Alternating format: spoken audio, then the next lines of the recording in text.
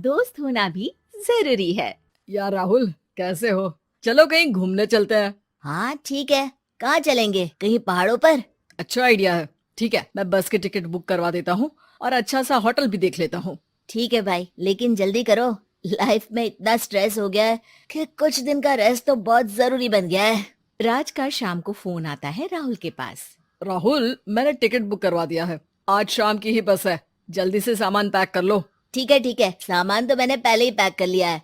अब तो बस शाम का इंतजार है, जब हम बस पकड़ेंगे और निकल पड़ेंगे धर्मशाला की ओर। शाम को दोनों दोस्त बस स्टॉप पर मिलते हैं और फिर वहाँ से निकल पड़ते हैं शिमला की ओर। सुबह होते होते ये दोनों दोस्त शिमला पहुँच गए, जहाँ ये होटल पहुँचे और वहाँ से निकल पड़े पहाड़ों पर घूमने।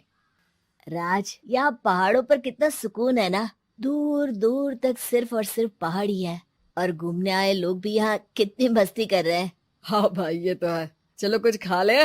दोनों एक रेस्टोरेंट पे पहुँच गए। वहाँ इनकी रेस्टोरेंट चलाने वाले लड़के से दोस्ती हो गई, जिसका नाम जितेंद्र था। जितेंद्र, तुम यहाँ कब से हो और रेस्टोरेंट खोलने का प्लान कैसे बनाया? अरे भाइयों, मैं तो यहीं का हूँ। बस बाहर कुछ साल के लिए गया था नौकरी करने, पर फिर लौट आया और अपने यहाँ ही रेस्टोरेंट खोल लिया। पिछले 6 साल से यहीं पर हूँ। अरे लेकिन जितेंद्र, एक बात तो बताओ, रेस्टोरेंट ही क्यों? कुछ और काम क्यों नहीं? और भैया, अपना तो ये मानना है कि आदमी दुनिया में कहीं भी हो, लेकिन उसे भूख तो लगेगी ही, और इसके लिए उसे खाना तो चाहिए ही।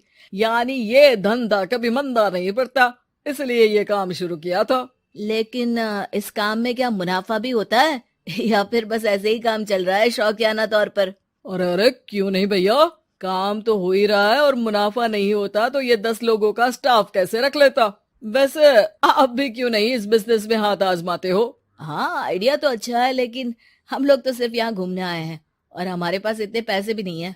और अब पैसों की चिंता क्यों करते हो? सिर्फ 5 लाख रुपए लगा कर भी आप काम शुरू कर सकते हो।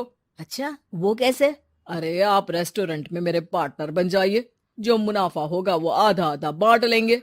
राज को ये सुनकर अच्छा तो लगा, लेकिन राहुल को इस ऑफर में कुछ दिक्कत लगी। उसने कोने में ले जाकर राज को समझाना शुरू किया। अरे राज, पागल मत बन। हम सिर्फ यहाँ घूमने आए हैं, ये ऑफर के चक्कर में क्यों पड़ रहे हो? कुछ काम शुरू ही करना होगा तो दिल्ली में शुरू करेंगे, यहाँ शिमला में क्यों? अरे बेवकूफ, दिल्ली में 5 लाख रुपए में कौन सा काम शुरू करेंगे? यहाँ शिमला में इतने कम पैसों में काम शुरू कर लेंगे और 1 साल में मुनाफा लेकर वापस भी चले जाएंगे। ओहो, अरे भाई, तुम्हें जो करना है करो, लेकिन मैं इस बिजनेस में तुम्हारा साथ नहीं दे सकता। याद रखो, हम यहाँ सिर्फ घूमने आए हैं, कोई बिजनेस करने नहीं। और इस जितेंद्र पर वैसे भी मुझे ज्यादा भरोसा नहीं हो रहा है। अरे तुम्हारी यही तो दिक्कत है, तुम्हें किसी पर भी भरोसा नहीं होता, लेकिन मुझे तो है। मुझे पता है कि इतने कम पैसों में मुझे जितेंद्र अपना बिजनेस पार्टनर बना रहा है। अरे लेकिन क्या गारंटी है कि पैसे लेने के बाद जितेंद्र तुम्हें बेवकूफ नहीं बनाएगा? अरे मुझे तो है, मैं कुछ नहीं जानता। मुझे सिर्फ ये पता है कि जितेंद्र मेरे बारे में ज्यादा ना जानते हुए भी मुझ पर कितना भरोसा कर रहा है। मुझे तो लग रहा है कि इसके पीछे उसकी मंशा ठीक नहीं है। बाकी तुम्हें जो ठीक लगे वो करो। मैं तो आज शाम की ही बस से वापस जा रहा हूँ। ठीक है, तुम चले जाओ, लेकिन याद रखना कि आज के बाद मुझसे कभी बात करने की कोशिश मत करना। राहुल गुस्से में वहाँ से चला जाता है।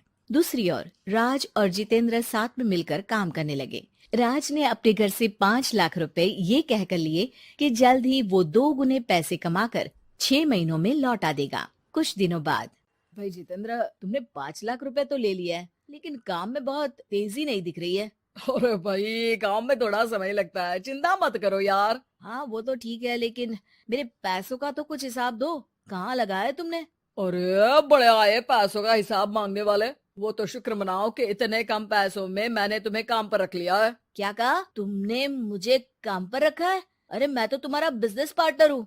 बड़ा आया पार्टनर बनने वाला। औकात देखिए अपनी, 5 लाख में रेस्टोरेंट खरीद लिया है क्या? ऐसा है तो मेरे पैसे वापस करो, मुझे तुम्हारे साथ काम नहीं करना है। अरे पैसे कैसे, वो सब तो काम में लग गए। अब तुम्हें वापस जाना है तो चले जाओ, कोई पैसा नहीं मिलने वाला है। राज को अपने साथ होने वाले धोखे का एहसास हो चुका था, लेकिन तब तक देर हो चुकी थी। उसे अपने दोस्त राहुल की याद सताने लगी, जिसने पहले ही आगाह कर दिया था कि इस बिजनेस में धोखा है, लेकिन अब तो देर हो चुकी थी। राज को अब कोई रास्ता नहीं सूझ रहा था। जितेंद्र भाई, मेरे पैसे वापस कर दो ताकि मैं लौट जाऊं। मुझे अब तुम्हारे साथ कोई काम नहीं करना भाई। ये सुनते ही जितेंद्र अपने कुछ साथियों के साथ राज पर टूट पड़ा और उसकी जमकर पिटाई कर दी। राज बेहोश हो चुका था। जब उसने आंख खोली तो उसे अपने सामने पूरा परिवार, पुराना दोस्त राहुल भी दिखा। सभी को देखकर राज की आंख में आंसू आ गए। राहुल, मुझे माफ कर दो। अगर समय रहता मैं तुम्हारी बात मान लेता तो आज शायद ये दिन ना देखना पड़ता।